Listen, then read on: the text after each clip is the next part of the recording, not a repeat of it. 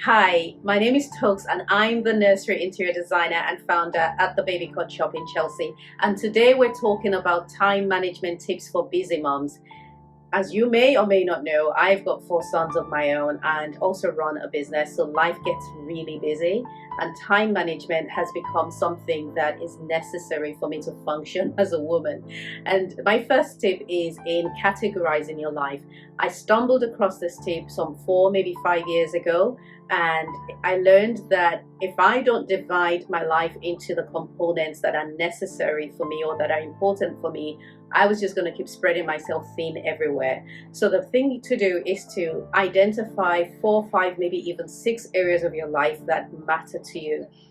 In my case, I've got my home, my family, my business, my platform, and also myself. Because if you don't put yourself on a list, if you're not even on the list, you're never going to put yourself at the top, which is my second tip. And so categorize yourself into these areas and identify what's necessary to be done in those areas. For example, every time you iron, you are blessing your family. Every time you cook a meal, you're investing in your family. Every time you pick up toys from the floor or sweep up crumbs, that's something you're doing for your home. The reason why it's important to identify these areas is because as women, we have a mentality of things never being enough, not having enough time, not doing enough in every area. So if you don't recognize that you're actually helping your household and you're actually cleaning your home and you're actually investing in all these areas of your life, you're always going to feel that you've got to do more. And a lot of your time is going to go towards all kinds of guilt, from mom guilt to spouse guilt to house guilt and all of that. And then you end up investing more time in areas that you really don't need to do so. So that's my first tip, is categorize your life. Tip number 2 is in making lists. So I use a list making app called To Do. It used to be called Wonderlist, but then Wonderlist got discontinued and now we use To Do. To Do allows you to create all sorts of lists and place them in categories. And so I have, for example, a travel list.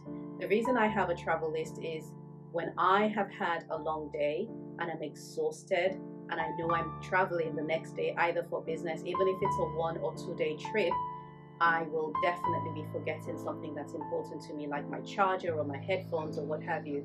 And so I have a list of items I must have with me when I'm traveling, from Kindle to the chargers to my passport, of course, and everything I need to do, so that even if I'm exhausted and I've got to travel in a hurry, I can dump everything into my suitcase, or I can get my husband or one of my boys to do it for me. So it's another list you can create. Cleaning list. I have teenage sons, and every Saturday we do a deep clean in our home. And I've got a list that focuses on the kitchen and one that focuses on the bathroom to make sure that everything is cleaned properly. You can also have lists of outfits. So because I run a business and life gets very busy for me, I plan my outfits ahead of time. On a good week, I don't get to do it every single week, but on a good week, I plan my outfits ahead of time. So I have a list of everything that I should wear for work. I have a list of what I should wear for meetings, and that just makes life just that bit easier. Tip 3 is meal planning. Meal planning has saved my life, literally. I started doing this quite a few years ago when I found I was wasting many hours in front of my kitchen cabinet wondering what to prepare for my family. And so I divided my meals into complex and comfort versus simple and quick. And I advise that you do the same, because there are days that you're going to be so busy and the wonderful gourmet meal you had planned is just not going to happen because you're tired, and then you can go for a quick and easy meal. So you can either have a list of all these meals and then choose on a daily basis, but even better is choose a week in advance, so that you have the mindset and you can shop. If you need to shop for the ingredients, you have enough time to do so, and it just helps you to plan.